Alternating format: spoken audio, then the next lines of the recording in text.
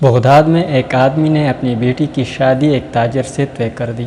لڑکی شادی کے لیے بالکل رضامند تھی، مگر بیٹی کے والد نے نکاح سے پہلے اپنی بیٹی سے کہا کہ بیٹی، ہم دونوں بہت بوڑھے ہو چکے ہیں، ہم نے بہت سوچ سمجھ کر تمہارا رشتہ طے کیا ہے، اگر تمہارے دل میں کوئی اور ہے تو ہماری خاطر اسے اپنے دل سے نکال دو اور ہماری رضا میں راضی رہ کر اپنی نئی زندگی کا آغاز کرو۔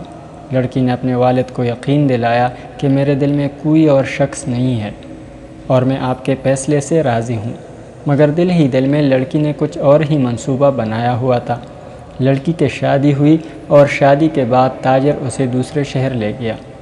شروع کے دنوں میں اس نے تاجر کے ساتھ خوش رہنے کا دکھاوا کیا اور اس بات کا انتظار کرنا شروع کر دیا کہ کبھی نہ کبھی اس کا اشنا اسے یہاں سے لینے کے لیے آئے گا۔ اس نے اپنے اشنا کے انتظار میں 1 سال کا عرصہ گزار دیا اور مایوس ہو گئی کہ وہ اب نہیں آنے والا۔ ایک دن اس کے دروازے پر دستک ہوئی۔ تاجر اس وقت گھر پر موجود نہیں تھا۔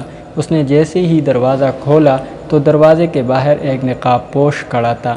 اس کے چہرے سے نقاب ہٹایا تو لڑکی کے پیروں کے تلے سے زمین نکل گئی، کیونکہ یہ وہی شخص تھا جس کو لڑکی دل و جان سے چاہتی تھی اور اس سے شادی کرنا چاہتی تھی۔ نقاب پوش نے لڑکی کا ہاتھ پکڑا اور بھاگ جانے کا کہا۔ لڑکی نے کہا، ہمیں جلدی نہیں کرنی چاہیے، میں اپنے شوہر سے طلاق کا مطالبہ کروں گی، اس کے بعد تم سے شادی کر لوں گی۔ وہ آدمی واپس چلا گیا۔ جب تاجر اپنے گھر آیا تو لڑکی نے اس پر واضح کر دیا کہ وہ اس کے ساتھ خوش نہیں ہے۔ مجھے میری منزل مل چکی ہے، آپ مجھے طلاق دیں تاکہ میں دوبارہ اپنی زندگی کا آغاز کروں۔ تاجر نے کہا، میں تجھے طلاق نہیں دوں گا، میں نے تمہارے باپ سے وعدہ کیا تھا کہ تمہارا ساتھ کبھی نہیں چھوڑوں گا۔ لڑکی خاموش ہو گئی، مگر دل ہی دل میں وہ ایک خطرناک منصوبہ بنا چکی تھی۔ اس نے اپنے اشنا کے نام ایک پیغام بھیجا کہ فلاں دن مجھے یہاں سے لے جانا، میں تمہارا انتظار کروں گی۔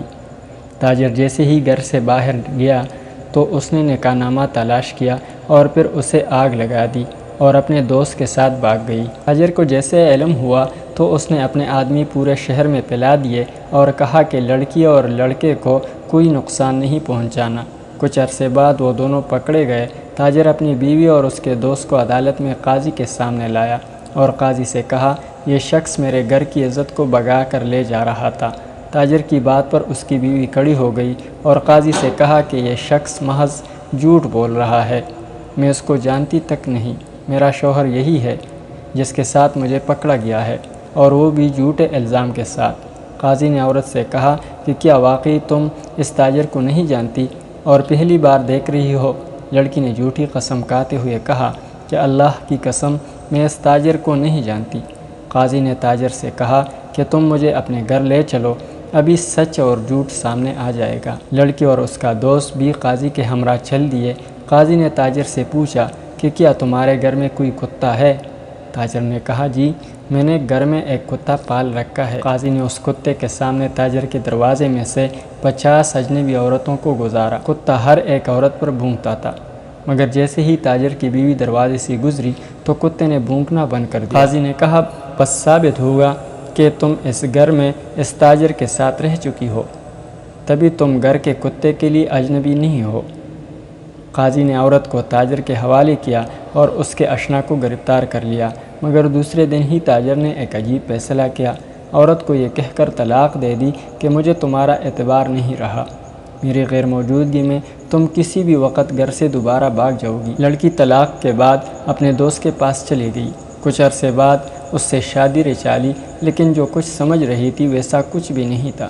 اس کا دوست ایک بدکار شخص تھا جو اپنے گھر شرابی دوستوں کو لے آتا اور اپنی بیوی سے کہتا کہ ہمارے سامنے رقص کرو۔ بیوی اس کے دوستوں کی نیت بانتے ہوئے گھر سے بھاگ نکلی۔ ابھی تک کسی کو کچھ معلوم نہیں کہ وہ کہاں گئی، نہ وہ واپس اپنے والدین کے پاس پہنچی اور نہ ہی تاجر کے پاس۔